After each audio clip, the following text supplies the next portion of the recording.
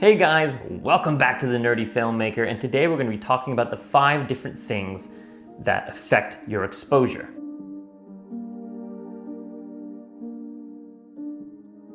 Now, what is an exposure? So the exposure is kind of the overall brightness of your image. And usually when we're setting our camera on automatic, it's automatically adjusting a bunch of settings in order to get what the camera is considering to be the right exposure. Now, there's a lot of benefits to shooting on manual mode. Why would you want to shoot your video in a manual exposure?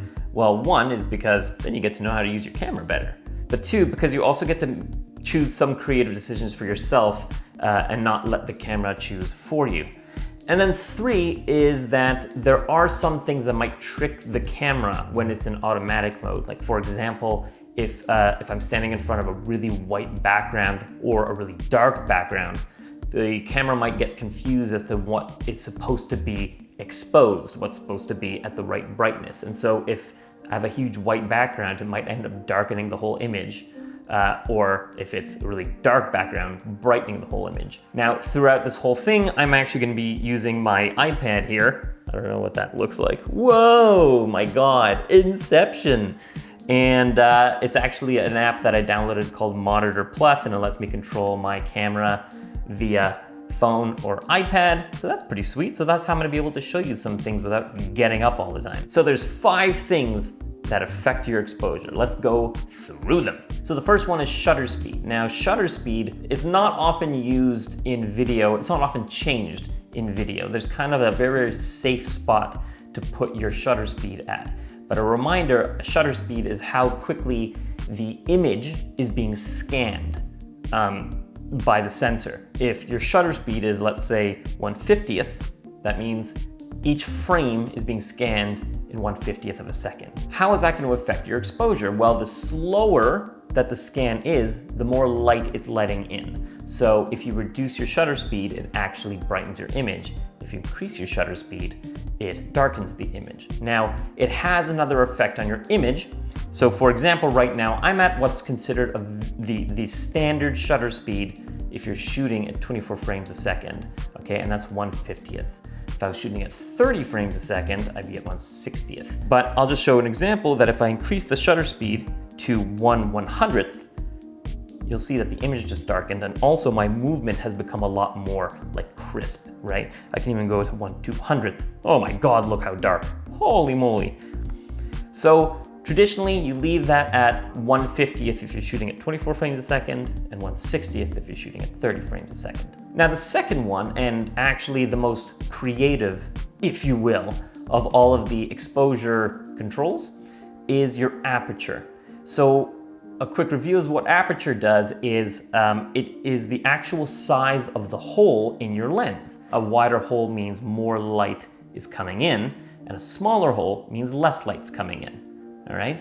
But the additional effect that's having in your image is that it's allowing more stuff to be in focus the more closed it is, okay? So if you close your aperture, you're allowing more stuff in the background and foreground to be in focus. So right now I'm at aperture 2.8, all right? And if I close that to 5.6, you'll see it gets darker, but the background is becoming more in focus. And if I go down even more, close it even more to, let's say 8, oh man, it's gonna get dark, but look how much sharper that stuff is in the background. I'm gonna brighten this image using something else that I'll explain in a second, and you'll see the difference in the background and how much sharper it is when my aperture is more closed.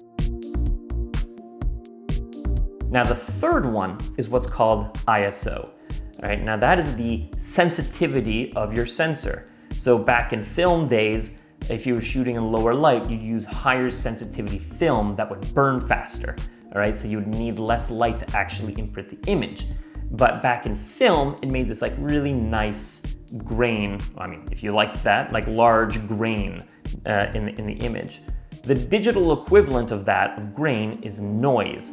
And that doesn't always look super good, okay? So ISO is usually something, it's usually almost the last step in your it's like your last resort. Let's say I really wanted this to be in focus. Let me just close that down.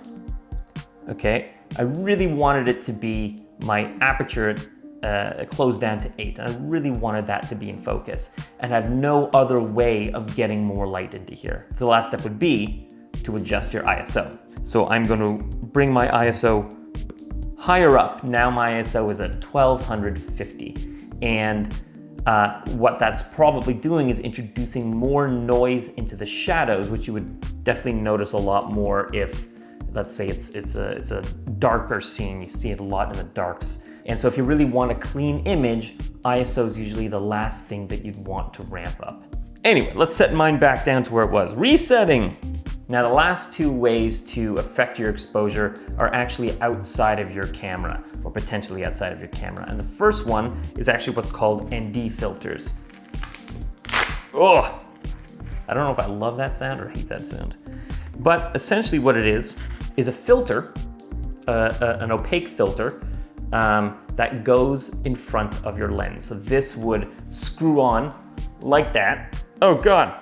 And you see how much darker that makes the picture, okay? Now, why would you want to darken your image? Well, if you're shooting outside, let's say, and you don't want to change your shutter speed, you want your shutter speed to stay where it is at 1/50th, and there's no other way to reduce the amount of light coming in, because your aperture, you don't want to close down your aperture, or your ISO is as low as it can go. Well, you can throw on an ND filter, and that's going to cut the amount of light coming in. Super, super helpful if you want to get cinematic footage. Basically what I mean by that is like shallow depth of field footage outside. Some cinema cameras, as opposed to, let's say, this mirrorless camera I'm using, have these built in, and so you can actually just like turn a little switch, and one of these goes like internally in front of the sensor, instead of front of the lens, which is super helpful for if you're in a rush, you need to do things on the fly. Otherwise, you can get these. I'm gonna leave links in the description for all of this stuff, so you can at least check out what I'm talking about when it comes to this kind of stuff. Now, finally, the last way you can do it, and I mean, you can't always do this, but I can right now. Let's say I want to close down my aperture a bit and it's dark again, and I have no other way of making this brighter. Well, my friend, I happen to have a light right over here. I'm just gonna turn this puppy up. Boom. All right, I mean, that's still not bright enough, but you see what I mean?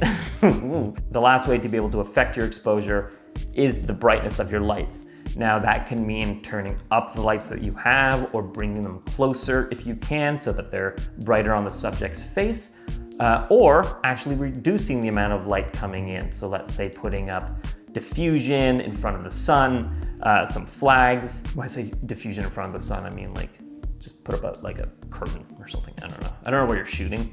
You shooting in your house? Curtains.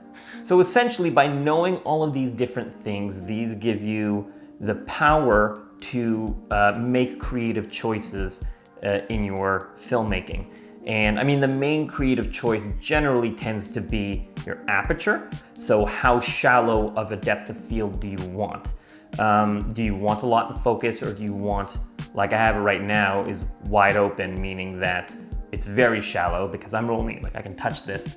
So I want to separate myself from the background, so I'm making it as wide of an aperture as possible. So to be able to make that choice, I need to know all the surrounding parameters, the lighting, the ISO, the shutter speed to a different extent, and do I need an ND filter in order to get the look and the aperture that I want for my shot. Now, like I said, this is a really quick overview of all these different settings. So you can find in the description below a video detailing aperture. And if it's not up yet, it will be soon. We'll have a video on shutter speed. All right, friends, I hope that was helpful. If you have any questions, leave it in the comments, and I'll get to them as soon as I can. But until next time, it's the Nerdy Filmmaker saying goodbye.